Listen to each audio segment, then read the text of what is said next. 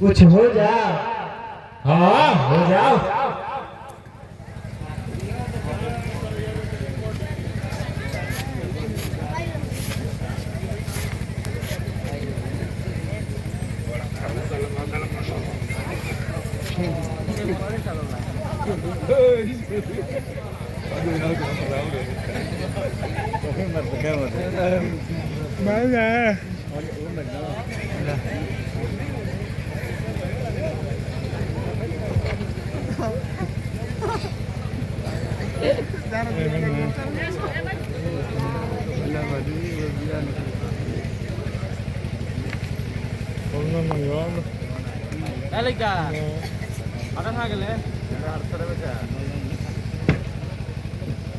अरे यार दुनिया में सोचे या चिहाय वाली बात कौन बा? ये है कि हमार बियाह ठीक हो गई ना।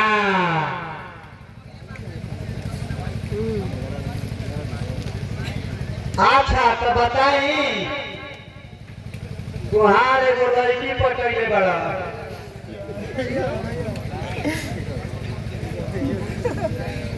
बे हम पूरा दुनिया के बात कहता नहीं, तू पूरा गांव में रह जाता है। तो देश ना तो राज हो ना रे, तो जिला हो ना, प्रखंड ना हो ना, पंचायत ना, गांव ना, तो हमारा नहीं। अब तू ही बता।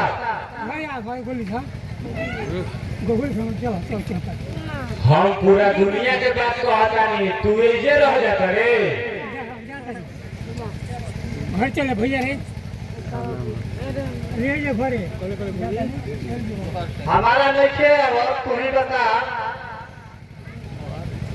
तो सुन 10 गो मेरा रू एक जगह भी ना कुछ बोलले, चुपचाप रहिए सर।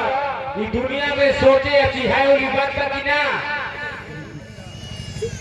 हाँ यार ये मेरा रू जा कब अस्थिर ना रहे सब।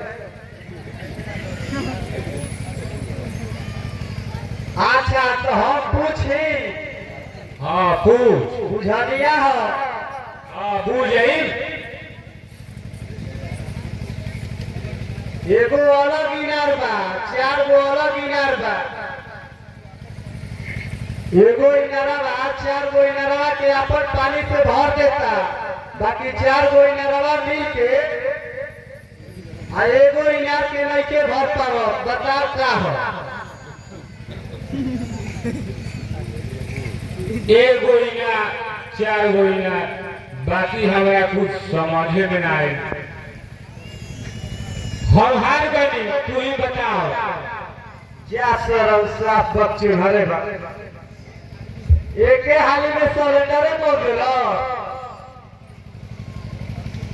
देख जवन एगो अलगे इनार बा उ माई बाप का, आ जवन 4 गो इनार बा उ बेटा।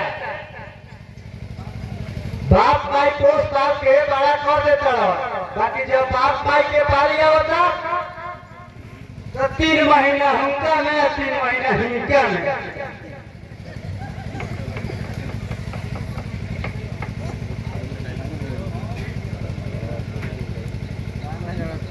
हाँ रे यार ठीक है कहता है।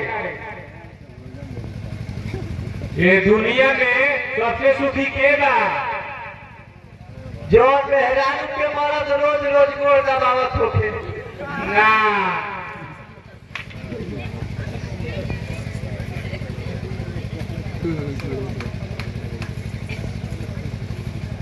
तोरा कैसे आवत हम बतावत है।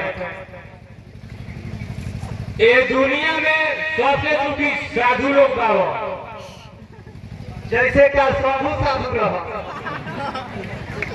हाँ अरे यारवा ठीक है कहत रे। साधु लोग के गोड़ पर बढ़िया बढ़िया मेहरान मार पैसा चढ़ावे।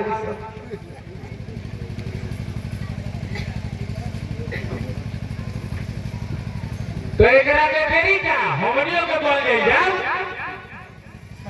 हाँ हाँ चल ठीक है बा